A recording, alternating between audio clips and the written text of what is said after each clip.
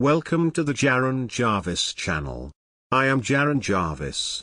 Today, I would like to introduce to you, it's been 3 days since the vocalist from my favorite band passed away. Here I am staring at the CD player from my youth, trying to convince myself to hit play. I was into Silver Ghost deep as a fan, edging on dangerously obsessed. Bought the first CD from NB Sound, when those used to be a thing. If I close my eyes and think hard, I can clearly recall how the loose cellophane felt under my fingers as I tore open the package. Once I hit play, I fell in love.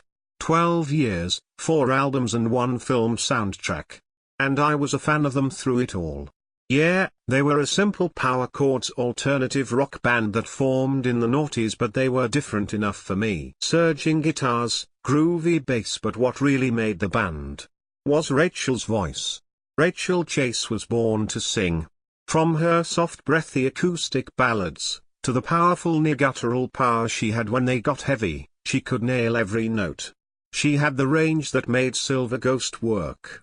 I always said that the band would live and die by Rachel, and 3 days ago Rachel killed herself. If I said I was beside myself with grief, that would be a lie. I'm still just numb. Terrified that the first loose nagging pain I feel will result in an overwhelming cascade of emotions. I guess that's why I'm writing today. I need to get it off my chest to try and start feeling again. In all my years as a fan, it was my biggest regret that I never saw them perform live. Bought tickets 3 times, and each show was either cancelled or postponed to a date I couldn't make. It feels awful. I considered a road trip to see them, but always thought I'd have more time, and now, well, never mind seeing them live, that door has closed. Instead, I just need to convince myself to listen to them again. It sounds silly, but Rachel's voice is what I used to cope. How can I listen to their music the same way knowing she was unable to?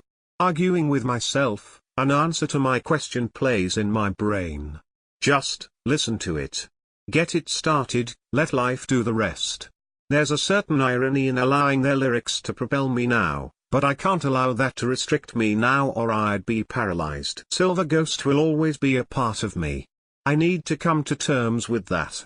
Sure, I have their albums loaded on my Spotify, but damn it, I refuse to be a part of a funeral. This is a celebration of life, damn it, and worthy of a celebration. Digging through an old shoebox of mostly forgotten media, I find their first album. The outside box was worn, but the disc was still immaculate inside. Pulling out the CD, I take a look at the precious treasure of my youth. I don't remember these.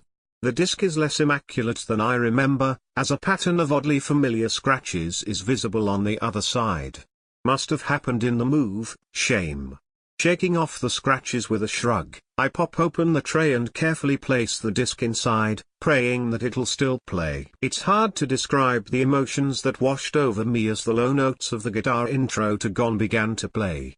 Simultaneously I was overwhelmed with the comfort of nostalgia, simple relief the disc seemed to be playing, and a terrible pain of loss.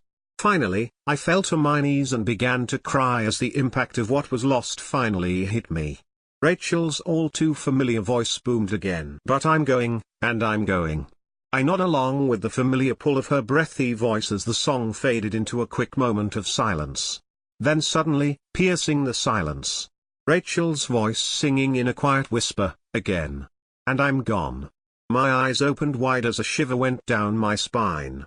Staring at the CD player like it was on fire, I was hit with an immense feeling of dread. I've listened to that song literally thousands of times before. That lyric had never been in the song, but I just heard it as clear as day.